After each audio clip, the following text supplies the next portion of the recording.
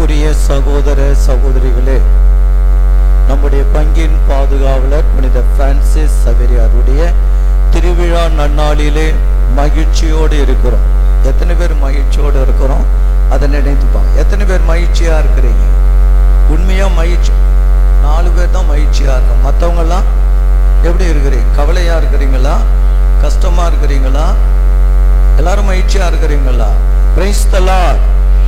ஹல்லேலூயா.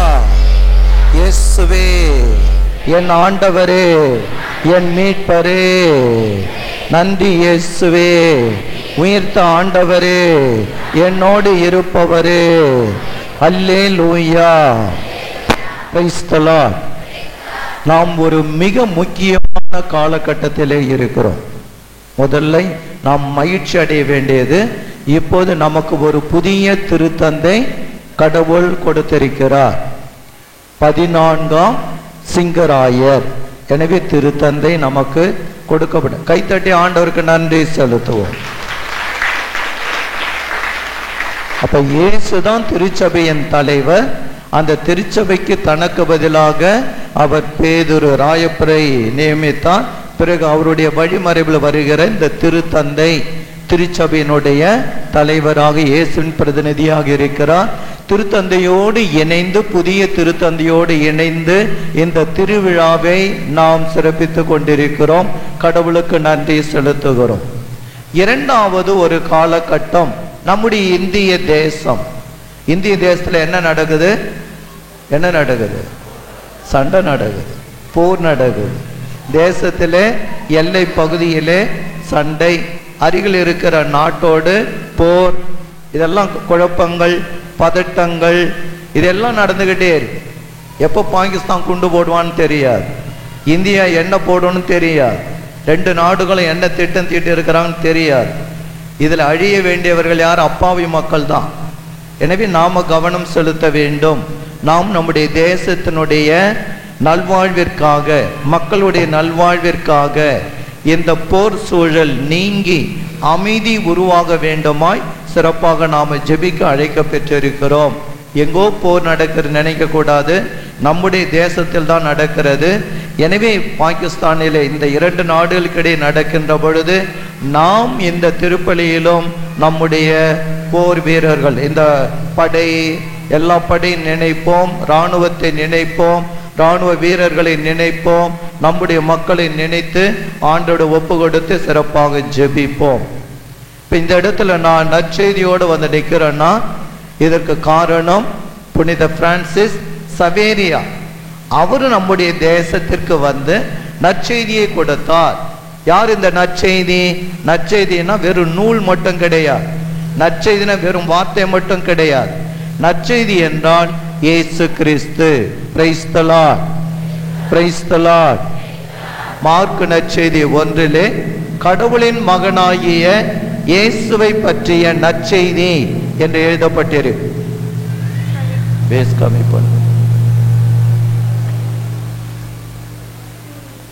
இயேசுவை பற்றிய நற்செய்தி போதும். எனவே இப்போது நாம் நற்செய்தியை கேட்க இருக்கிறோம். இன்னைக்கு ஆண்டவர் என்னை இங்கு அழைத்து வந்திருக்கிறார். நான் மேல் அறிவிப்பனோர் அந்த திருத்தலத்திலே நற்செய்தி அறிவித்து ஆண்டவருடைய பாதத்திலே அமர்ந்து கொண்டிருந்த சமயம் நமது பங்கு தந்தை ஃபோன் செய்து இந்த திருவிழாவிற்கு வர வேண்டும் என்று கேட்டார். நான் வரலன்னு தான் சொன்னேன். இல்லை, நீங்க தான் வர வேண்டும் என்று கேட்டார். சரி, ஆண்டவருடைய பிரசன்னத்திலே இந்த மக்களுக்காக என்ன செய்தி கொடுக்க வேண்டுமோ ஆண்டவரே அடிமை என்னை பயன்படுத்தும் என்று சொல்லி இன்றைய நாளிலே ஆண்டவருடைய செய்தியை கொடுக்க இதோ நான் ஆண்டவருடைய பெயராலே நான் வந்திருக்கிறேன். இப்பொழுது இந்த நற்செய்தி அறிவிக்க எப்படி ஆவியானவர் நம்முடைய புனிதரை ஆட்கொண்டாரோ, சவேரியாரை ஆட்கொண்டாரோ, ஆவியானுடைய பிரசன்னம் இறங்க வேண்டுமாய் நாம் ஜெபிக்கிறோம். அக்கினி நாவு வடிவிலே என்ற ஒரு சின்ன பாடல் பாடி ஜெபித்து பிறகு உங்களுக்கு இறை வார்த்தையை அறிவிக்க விரும்புகிறேன்.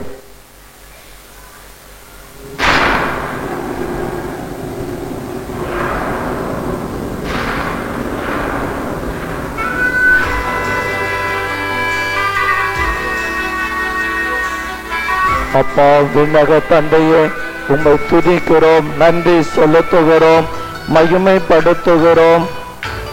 உம்முடைய ஆவியால் எங்களை நிரப்பும், உம்முடைய ஆற்றலால் எங்களை நிரப்பும், அபிஷேகத்தால் நிரப்பும். ஆவியானவர் எங்களை ஆட்கொள்ளட்டும்.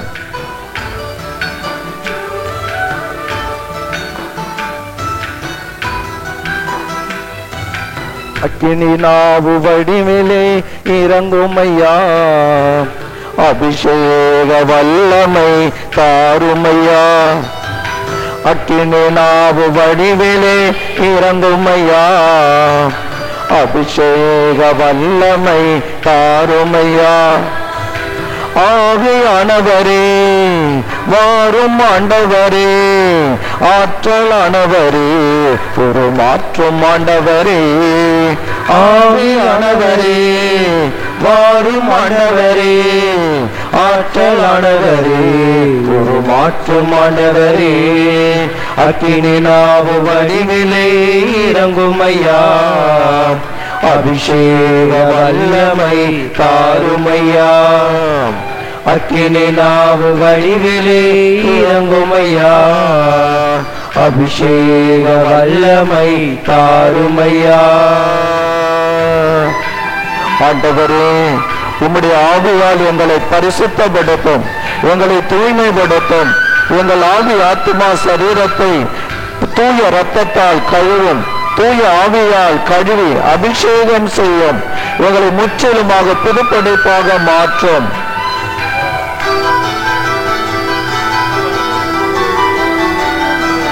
தூய நாவினை அருள் ஜெபிக்க வேண்டுமே, புதிய மொழிகளை பேசி துதிக்க வேண்டுமே.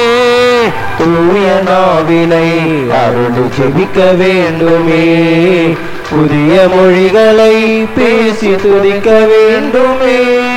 பேதுருவை போல எழுந்து நிற்க வேண்டுமே, பேதுருவை போல எழுந்து நிற்க வேண்டுமே. பவுல் போல ஊழியம் செய்ய வேண்டுமே, பவுல் போல ஊழியம் செய்ய வேண்டுமே. அக்கினி நாவு வடிவிலே இறங்குமையா, அபிஷேக வல்லமை தாருமையா. அக்கினி நாவு வடிவிலே இறங்குமையா, அபிஷேக வல்லமை தாருமையா.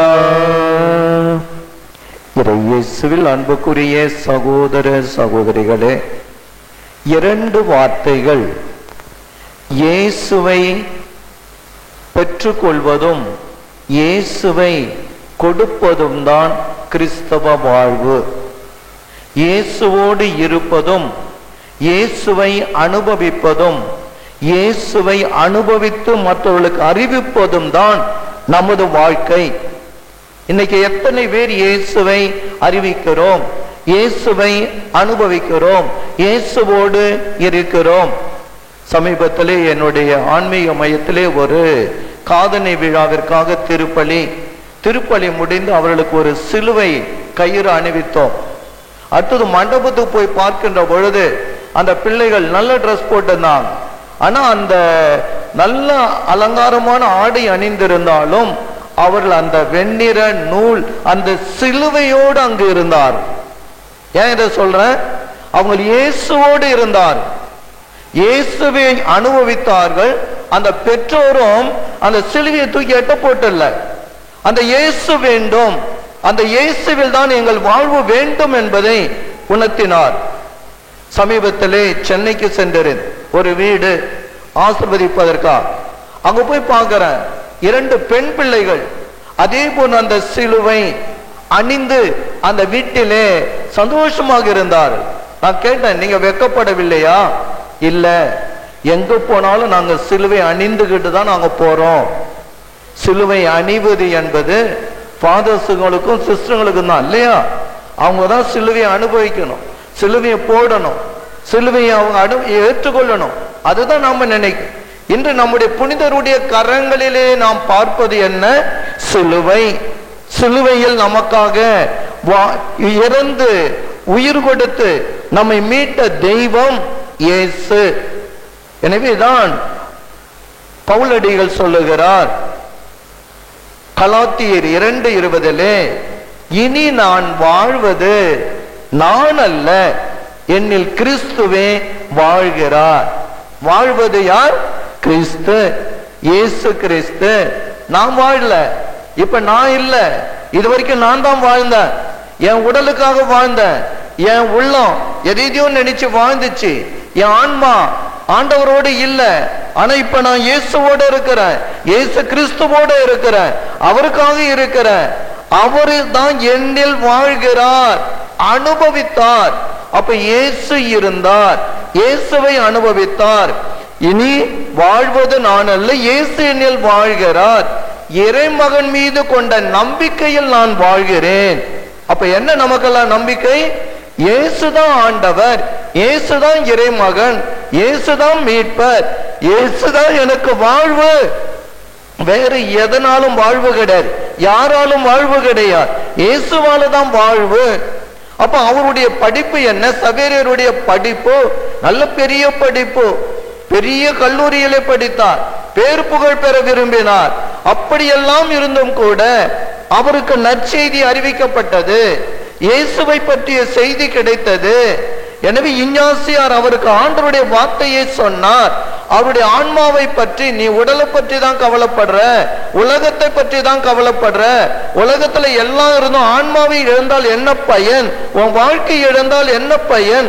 இயேசுவால தான் வாழ்க்கை, அவர்தான் உனக்காக ரத்தம் சிந்தினார், அவர்தான் உனக்காக வாழ்வை கொடுத்திருக்கிறார்.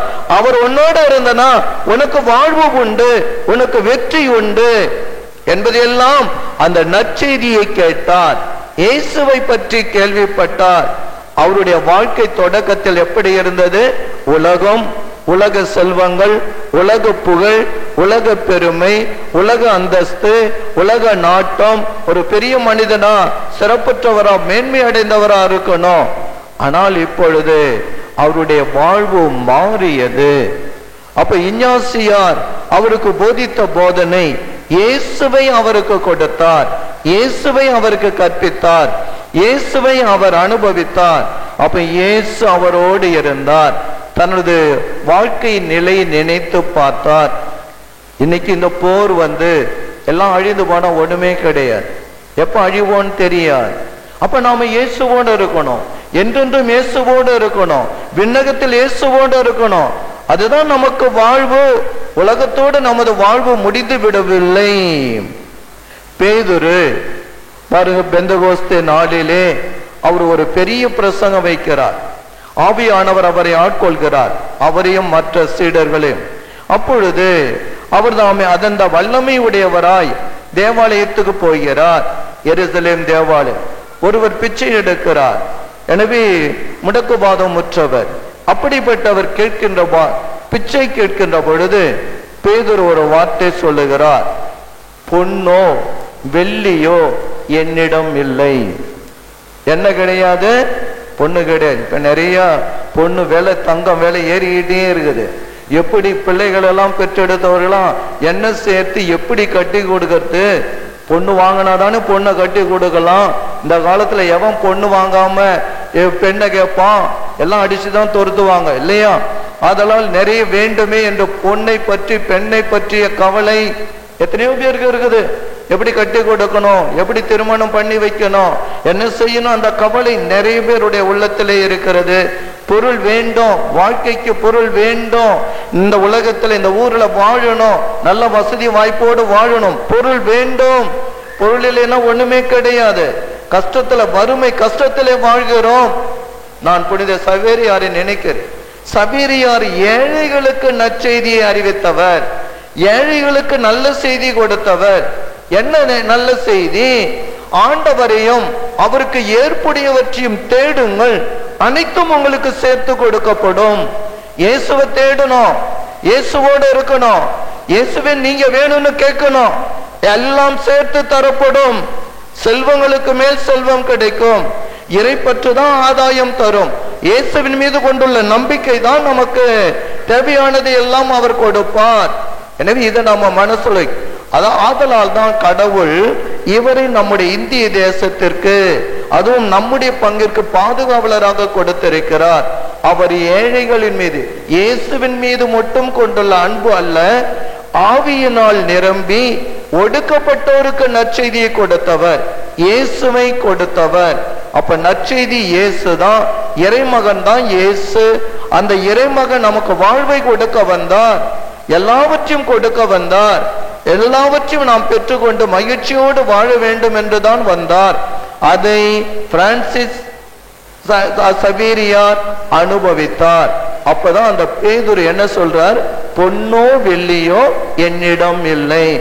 உங்கள்ட்ட எதுவுமே இல்லாம இருக்கலாம், ஆனா இயேசு இல்லாம இருக்கக்கூடாது. இன்னைக்கு அதை நினைச்சு யாரும் இல்லாம இருக்கக்கூடாது. இன்னைக்கு எல்லாருக்கும் எல்லாம் இருக்குது, இயேசு மட்டும் இல்லை. இயேசுதான் கிடையாது. இப்ப இயேசு ஆண்டவர் இல்லை. உயிர்த்த ஆண்டவர் அங்கங்க விரும்புகிறார், நம்மோடு இருக்க விரும்புகிறார். இன்னைக்கு இயேசு என்னோடு இருக்கிறார் யார் சொல்ல முடியும்? யார் இந்த பங்குல சொல்ல முடியும்? எந்த குடும்பம் சொல்ல முடியும்? எங்க வீட்டுல இயேசு இருக்கிறார், எங்க அப்பா கிட்ட இயேசு இருக்கிறார், எங்க அம்மா கிட்ட இயேசு இருக்கிறார், எங்க பிள்ளைங்கள்ட்ட இயேசு இருக்கிறார் சொல்ல முடியுமா? விக்கிரவாண்டியில இருந்து என்னுடைய இடத்துக்கு போயிட்டு இருந்தேன். புளி வாங்கிட்டு வர சொன்னாங்க வீட்டுக்கு. அங்க சமையலுக்கு நிறைய புளி இருந்துச்சு. தம்பிங்களை அனுப்புன, 200 ரூபாய் கிலோன்னாங்க. நான் போனேன், போய் நின்ன, பார்த்தாங்க புளி வேணுமா அப்படின்னு. கொஞ்சம் குறைச்சி கொடுங்க. கொடுக்குறேன் சாமி அப்படின்னாங்க. கொடுத்துட்டு, உங்களை பார்த்தா ஏசப்பா வந்தா போல இருக்குது, நான் உங்களுக்கு இன்னும் கம்மியா கொடுக்குறேன். அவங்க சொன்ன வார்த்தை, உங்களை இயேசு சாமியே எங்களை தேடி வந்திருக்கிறார், நான் உங்களுக்கு இன்னும் கம்மியா கொடுக்கிறேன். விலை கம்மி பண்ணி கொடுத்தார். அவங்களுக்கு ஒரு பிளஸிங். அப்ப ஒரு ஆசீர்வாதம். நம்மோடு இயேசு இருப்பதை மற்றவர்கள் அனுபவிக்கணும். நம்ம பார்த்து இயேசு இவரில் இருக்கிறார்னு சொல்லணும். புனித சவேரியாரில் இயேசு இருந்தார். பொன்னோ வெள்ளியோ என்னிடம் இல்லை, என்னிடம் உள்ளதை உனக்கு கொடுக்கிறேன். கிறிஸ்தவங்களா இயேசுவோடு இருப்ப வேண்டியவர் கிறிஸ்து. அவர்கள் இயேசு இல்லாம கிறிஸ்தவன் செத்த கிறிஸ்தவன், செத்த வாழ்க்கை, உயிரற்ற வாழ்க்கை. ஆன்மா இறந்து போயிருக்கிறது. பாவம் செய்கிற ஆன்மா சாகும். பாவம், உலக நாட்டம், உலகின் மீது, அதில் உள்ளவை மீது அன்பு செலுத்துகிற பொழுது அது பாவம். இயேசு அன்பு செய்யணும், இயேசு அன்பு இருக்கணும். இயேசு மேல அன்பு, இயேசு மேல தாகம், இயேசுவோட உறவு. எது ஜெபம்? ஜெபம்னா கடவுளோடு இருப்பது, இயேசுவோடு இருப்பது, இயேசுவோடு பேசுவது. இன்னைக்கு எத்தனை பேர் அதிகாலையில் எழுந்து ஜெபம் பண்றோம்? காலையில எழுந்து எத்தனை பேர் ஜெபம் பண்றோம்? எத்தனை பேர் ஜெபிக்கிறீங்க? 3 மணிக்கு எழுந்திருக்கிறவங்க எத்தனை பேர்? இல்ல. 4 மணிக்கு எழுந்திருக்கிறவங்க எத்தனை பேர்? இல்ல. 6 மணிக்கு எழுந்திருக்கிறவங்க எத்தனை பேர்? பரவாயில்ல, ஒரே ஒரு பாப்பா 6 மணிக்கு 2 பேர் 3 பேர் எழுந்திருக்கிறான். 7 மணிக்கு எழுந்திருக்கிறவங்க 8 மணி இல்ல 10 மணி. இதான் நடக்கு. நைட்டு பூரா எல்லாருக்கும் டியூட்டி இருக்குது. இப்பெல்லாம் என்ன டியூட்டி இருக்குது? செல்போன் டியூட்டி இருக்குது. நைட்டு பூரா டியூட்டி.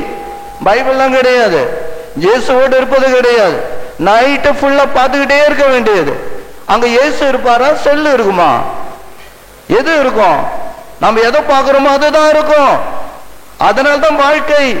அப்புறம் எப்படி எல்லாம் கிடைக்கும்?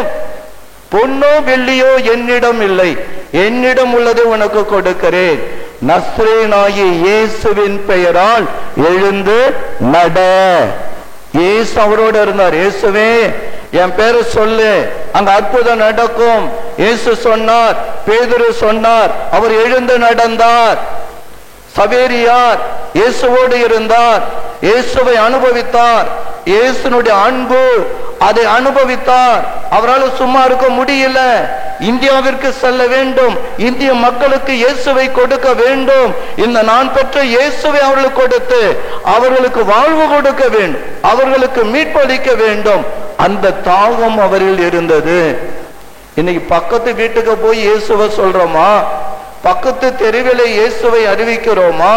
வேலை செய்யும் இடத்துல இயேசுவை பற்றி சொல்லுகிறோம். இன்னைக்கு நான் ஜெபம் பண்ண, இன்னைக்கு தரிசனம் கிடைச்சிச்சு, இன்னைக்கு இயேசு பேசினார், இன்னைக்கு என் கஷ்டத்தை பற்றி அவர் சொன்னார், எனக்கு எப்படியெல்லாம் நடக்கும்னு சொன்னார். எப்படி நாம சொல்றோம்? ஏனோ தானோ என்று வாழ்ந்து கொண்டிருக்கிறோம். இயேசுவை பெற்றுக்கொள்வதும், இயேசுவோடு இருப்பதும், இயேசுவை அனுபவிப்பதும், அனுபவிக்கிற இயேசுவை மற்றவர்களுக்கு கொடுப்பதும் தான் நற்செய்தி. இதைதான் பிரான்சிஸ் சவேரியார் செய்தார். எனவே அவருடைய வாழ்க்கை பாருங்க, எப்படியெல்லாம் அந்த உண்மையான இயேசுவை அறிவித்தார். கேரளாவிலே அவருக்கு நிறைய எதிர்ப்பு. இந்த பிராமின்ஸ் அவங்களாம் ரொம்ப எதிரா, நம்பூதிரிமார்கள், அவங்கெல்லாம் ரொம்ப, அது யார் அந்த இயேசு, அவர் யார் அந்த கடவுள், அவர் யார் அந்த மீட்பர், அவரை பத்தி எங்களுக்கு சொல்ற, எங்களுக்கு எவ்வளவு தெய்வம் இருக்குது, எங்கள் தெய்வம் தான் உண்மையான தெய்வம் அப்படியெல்லாம் சொல்றாங்க. அப்பதான் சொன்னார், சரி இப்ப இந்த குளத்து நீரை எடுக்கிறேன், எடுத்து அப்படியே மேல போட்டா தண்ணீர் என்ன ஆகும்? தண்ணி என்ன ஆகும்? மேல போட்டோம்னா என்ன ஆகும்? கீழே வருமோ வராதா? வருமோ வராது? வரும். அப்ப இப்ப பாருங்க, நான் இந்த தண்ணீரை அப்படியே மேல போடுறேன், அது அப்படியே நிற்கும். நான் இயேசு பேரில் இப்ப சொல்றேன், இப்ப அப்படியே இந்த தண்ணீர் நின்று கொண்டே இருக்கும். அப்ப நீங்க நம்புவீங்களா? நம்புவேன். இயேசுவே உங்க பெயரை மகிமைப்படுத்தும் அப்படின்னு சொல்லி 2 கையால் அப்படியே தண்ணீரை எடுத்து அப்படியே மேல போட, அப்படி முத்து போல அப்படியே தண்ணீர் நின்றது. Price the Lord. அவரில் யார் இருந்தார்? இயேசு. சவேரியாரில் இருந்தவர் யார்? இயேசு. அப்ப அவர் இருந்தால் அற்புதம் நடக்கும், அவர் இருந்தால் மகிழ்ச்சி கிடைக்கும், அவர் இருந்தால் வாழ்வு கிடைக்கும், அவர் இருந்தால் வழி கிடைக்கும், அவர் இருந்தால் குடும்பம் சிறக்கும், அவர் இருந்தால் பங்கு நலம் பெறும். இதுதான் வாழ்க்கை, இதுதான் கிறிஸ்தவ வாழ்க்கை. இன்னைக்கு அதை தான் நாம நினைக்கணும். எனவே நமக்கு தேவை இயேசு. யார் நமக்கு தேவை? சவேரியார் தேவையா? இயேசு தேவையா? சவேரியார் தேவையா? இயேசு தேவையா?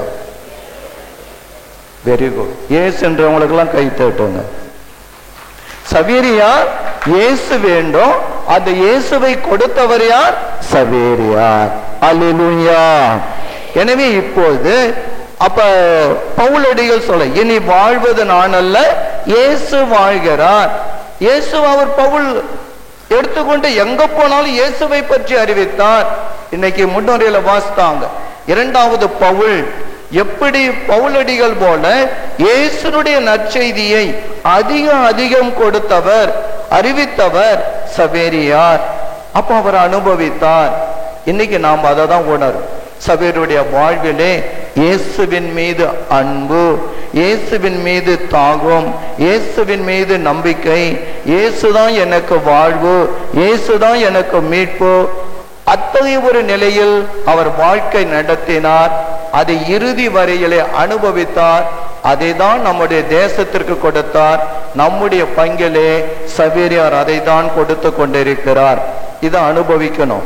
அப்ப சவேரியாரிடம் வருகிற பொழுது நாம பார்ப்பது சிலுவை, இயேசுவை பற்றிய செய்தி. அவர் அணிந்திருப்பது என்ன? குருத்துவ ஆடை.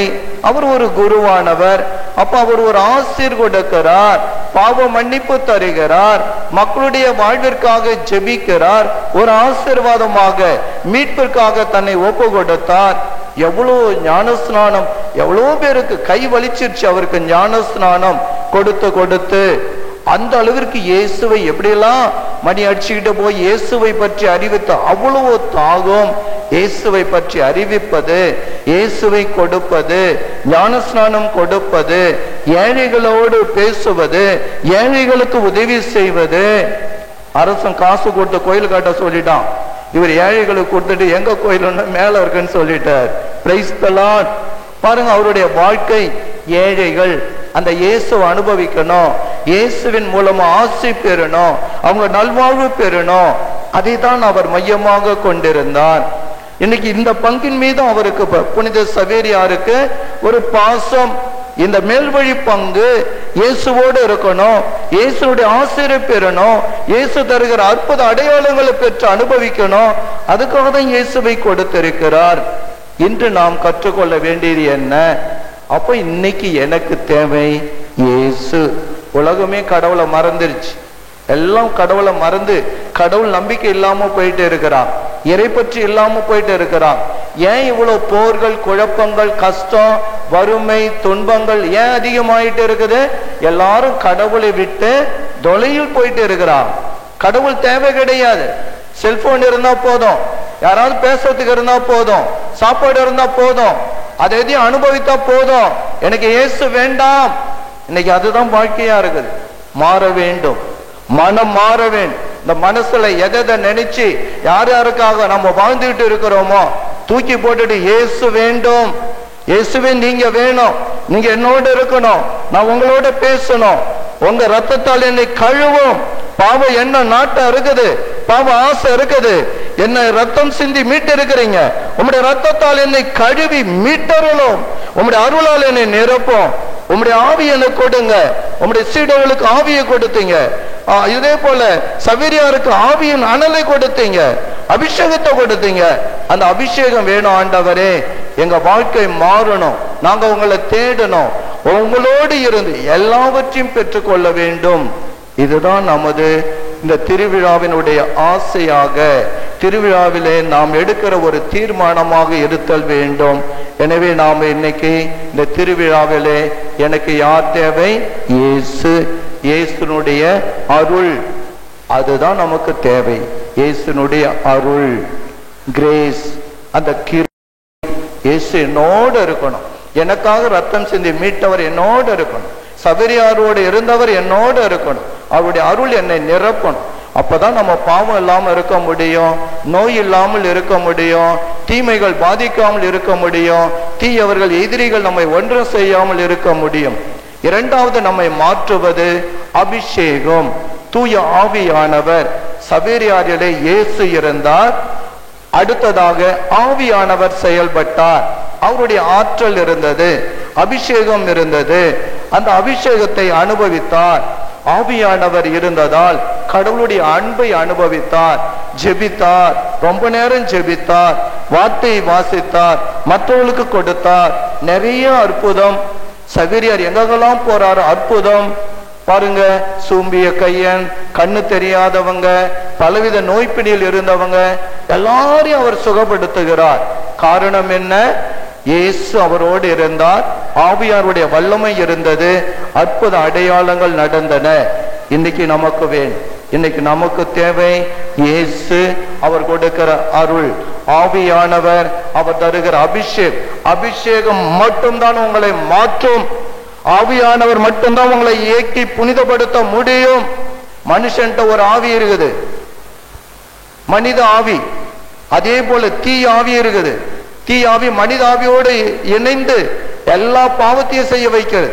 ஆனால் தூய ஆவியானவர் வருகிற பொழுது நம்முடைய ஆவி பரிசுத்தத்தை பெறும், கடவுளால் இயக்கப்படும். அந்த ஆசீர்வாதம் வேண்டும்.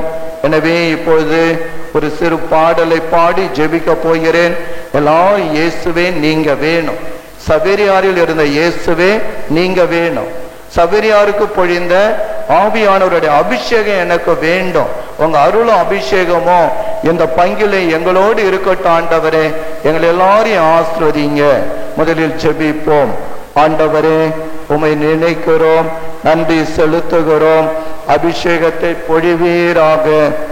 எனவே இந்த திருவிழா நாளிலே நாங்கள் இயேசுவை பெற்றுக்கொள்ள வேண்டும், இயேசுவோடு இருத்தல் வேண்டும், இயேசுவை அனுபவிக்க வேண்டும், இயேசுவோடு இருந்த அந்த ஆவியானவர் செயல்பட வேணுமாய் கேட்கிறோம். உம்முடைய அருளால் நிரப்பும் இயேசுவே, உம்முடைய ஆவியால் எங்களை நிரப்பும் ஆண்டவரே. இப்போது நாம் பாடி ஜெபிப்போம். அருள் எனக்கு போதும், அருள் எனக்கு போதும், அதுதானே வலுவின்மை போக்கும். பாடுங்க. அருள் எனக்கு போதும், அருள் எனக்கு போதும், அதுதானே வலுவின்மை போக்கும்.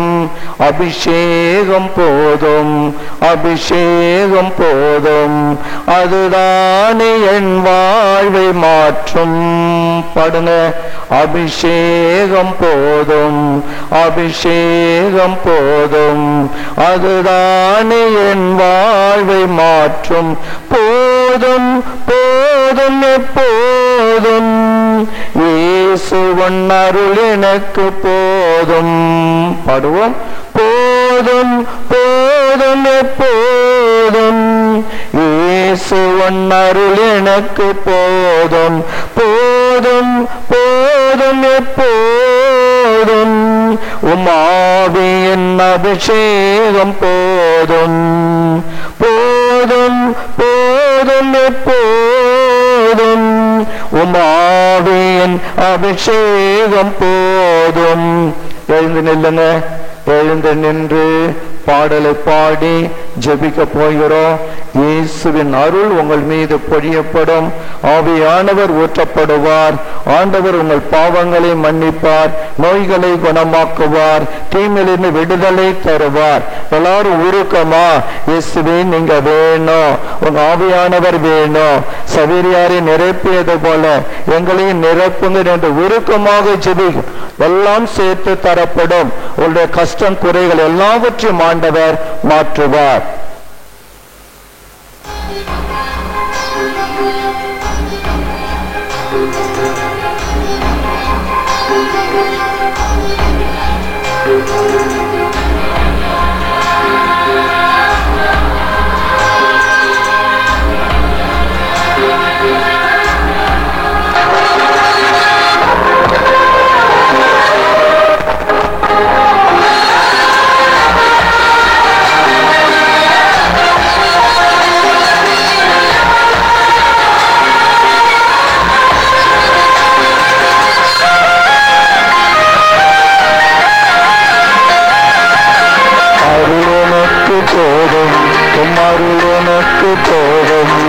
அதுதானே வலுவின்மை போக்கும். அபிஷேகம் போதும், அபிஷேகம் போதும், அதுதானே என் வாழ்வை மாற்றும். அருள் எனக்கு போதும், அருள் எனக்கு போதும், அதுதானே வலுவின்மை போக்கும். அபிஷேகம் போதும், அபிஷேகம் போதும், அதுதானே என் வாழ்வை மாற்றும். போதும் போதும் எப்போதும் இயேசுவின் அருள் எனக்கு போதும். போதும் போதும் எப்போதும் உம்மாவின் அபிஷேகம் போதும். அருள் எனக்கு போதும், அருள் எனக்கு போதும், அதுதானே வலுவின்மை போக்கும். அபிஷேகம் போதும், அபிஷேகம் போதும், அதுதானே என் வாழ்வை மாற்றும். எல்லாரும் சொல்லுங்க. ஆண்டவரே, இதோ எங்களுடைய பங்கு திருவிழா நாளிலே எங்கள் எல்லாரையும் உங்களுடைய அருளால் நிரப்ப வேணுமா இயேசுவே ஜெபிக்கிறோம்.